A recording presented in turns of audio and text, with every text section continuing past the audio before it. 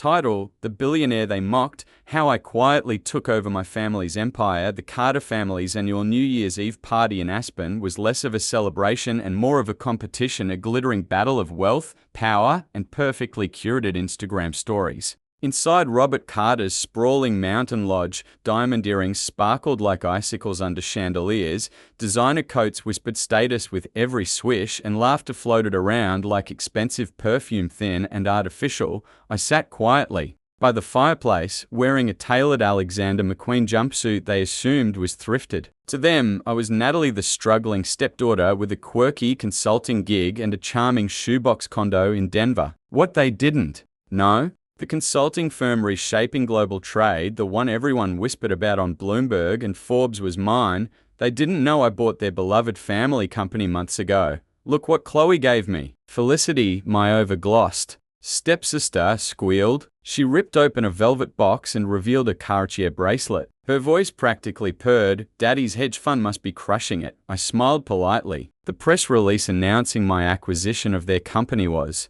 scheduled to drop next week. Elaine, Robert's wife, all Botox and brittle sweetness, leaned in, her eyes zeroing in on the small silver box on my lap. Homemade again, Natalie? You're so creative. Last year, I had commissioned a sculpture from a world-famous artist. They laughed for months. My father, now completely transformed by Elaine's world of appearances and prestige, barely looked my way. Years ago, he taught me about humility. Now, he cared more about hedge fund returns and champagne labels. Felicity tilted her wrist, the bracelet catching firelight. Must be tough running that little consulting thing. But hey, at least you brought something. What they didn't know was CSG Partners, that little consulting firm, had already quietly acquired Carter Holdings. Elaine offered me an opportunity, an entry-level analyst position in the company I now owned.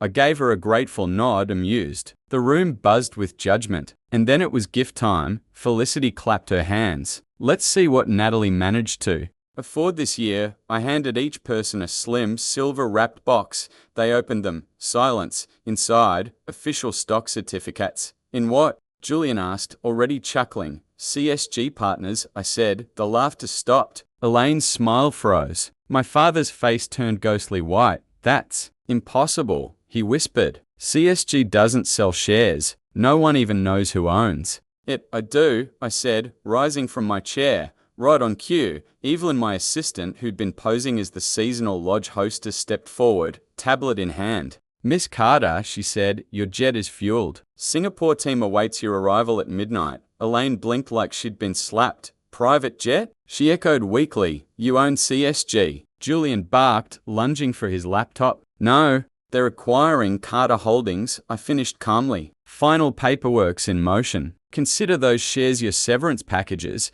You're buying our company? My father choked. Already bought it, I said. Elaine nearly dropped her champagne. For the next 10 minutes, they sat there unraveling, digging for explanations as I offered small, polite clarifications. Yes, the condo was mine. I owned the entire building. Yes, I wore the same outfits. They were custom, worth more than their monthly mortgage payments. No, I didn't flaunt it, because real wealth doesn't shout. It moves quietly, strategically, like a queen on a chessboard. Elaine looked ready to faint. But you were always so modest, I smiled. You mistook that for weakness, Felicity whispered to herself, scrolling on her phone, her bracelet forgotten. This says, CSG's valuation just hit $50 billion. After tonight's Singapore deal, I said, probably closer to 100. Julian nearly knocked over his bourbon. The truth poured in, wave after wave. The mystery consulting firm, the sudden surge of overseas investors, the oddly successful turnaround at Carter Holdings. Every move, every piece was me. Quiet, patient Natalie. I offered them jobs. Entry level. Humbling. Character building. Elaine tried one last time to regain control.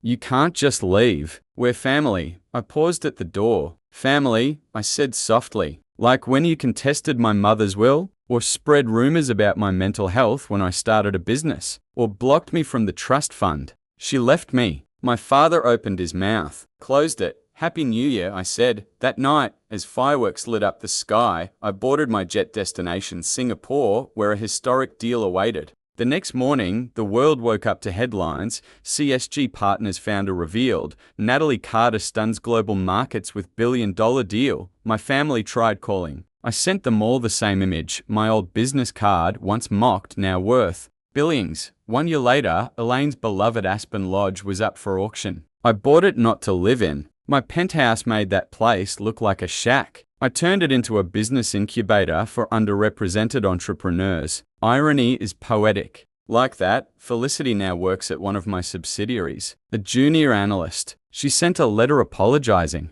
I pinned it on my wall next to my first CSG stock certificate because some people learn with kindness. Others need a masterclass in revenge. Mine? Silent, strategic, permanent, and if you're reading this wondering how someone like me pulled it off, well, let me ask you something. How do you treat the quiet one in the room, the one who never brags, never flexes, never interrupts? Because next time, they might just be holding the pen that rewrites your entire future.